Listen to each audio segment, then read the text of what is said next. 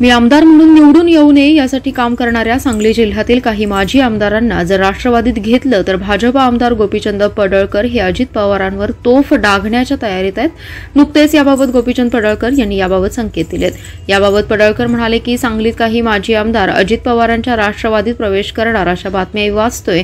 मात्र एकदा अधिकृतपणे त्यांचे प्रवेश होऊ द्या, मग त्यांच्यावरती आपण बिनधास्तपणे बोलू असं म्हणत मला पण तेच पाहिजे असं पडळकर म्हणाले. आम्ही आमदार म्हणून निवडून येऊ नये यासाठी टोकाची भूमिका त्यांनी घेतली आणि त्याच्याबाबतच्या बातम्या माध्यमातून येत आहेत. अधिकृतपणे एकदा होऊ द्या व त्याच्यावर सविस्तर बोलतो असं म्हणत पडळकर यांनी अप्रत्यक्षपणे अजित पवारांशी संघर्षाचे संकेत दिलेत.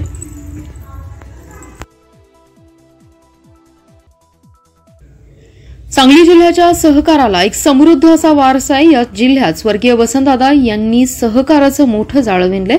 त्यामुळे सहकारी संस्था चालवताना त्या अतिशय पारदर्शी चालवल्या पाहिजेत. गावोगावच्या विकास सोसायट्या या शेतकऱ्यांचा कणा आहे त्या टिकल्या पाहिजेत आणि भक्कमही झाल्या पाहिजेत. यासाठी संचालक मंडळांनी अशा संस्थांवर काम करताना स्वनिधीतून शेतकऱ्यांना फायदा देता येईल अशा पद्धतीने यापुढच्या काळात काम करणं अपेक्षित आहे असं मत खासदार विशाल पाटील यांनी व्यक्त केले. जत येथील विकास सोसायटीने अवघ्या वर्षभरात स्वनिधीतून उभारलेल्या नव्या इमारतीचं उद्घाटन प्रसंगी पाटील बोलत होते. अध्यक्षस्थानी माजी आमदार विलासराव जगताप होते. यावेळी बोलताना विशाल पाटील म्हणाले, भविष्यात सहकाराला आणखीन चांगले दिवस येणार आहेत. खरं तर जिल्हा बँक सोसायटीला कर्ज देते, सोसायटी शेतकऱ्यांना देते. यात 2% नफा सोसायटीला जातो, परंतु अजून शेतकऱ्यांना कसा फायदा होईल यावर काम होणं गरजेचं आहे. सोसायट्यांनी त्यांच्या उत्पन्नाचे सोर्सेस वाढवल्यास त्यातून होणारा फायदा शेतकऱ्यांना देता येईल. आज केंद्र सरकारच्या सहकार विभागाने सहकार विद्यापीठ स्थापन करण्याचे विधेयक आणले. मी विरोधात असतानाही त्या विधेयकाला पाठिंबा दिला, कारण जे चांगलं आहे त्याची पाठराखण केली पाहिजे अशा मताचं मी असल्याचंही त्यांनी सांगितलं. सांगली मिरज कुपवाड महापालिका शरदचंद्र पवार राष्ट्रवादी काँग्रेस ताकदीने लढवणार असून सर्व पदाधिकाऱ्यांना आपापल्या संघटना बांधणी करून निवडणुकीला एकसंघपणे सामोरं जाण्याचे आदेश दिले. तसेच लवकरच प्रभागनिहाय बैठका आणि इच्छुक उमेदवारांची चाचपणी करण्यात येणार असल्याचे सुतोवाच शहर जिल्हाध्यक्ष संजय बजाज यांनी दिलेत.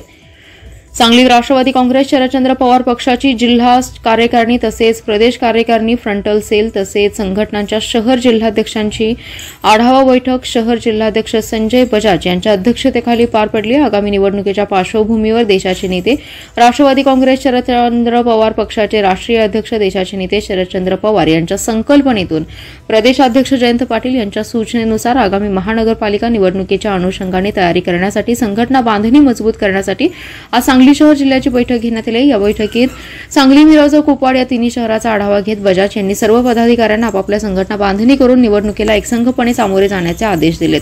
तसेच लवकरच प्रभागनिहाय बैठका आणि इच्छुक उमेदवारांची चाचपणी करण्यात येणार असल्याचे जिल्हाध्यक्ष बजाज यांनी सांगितले.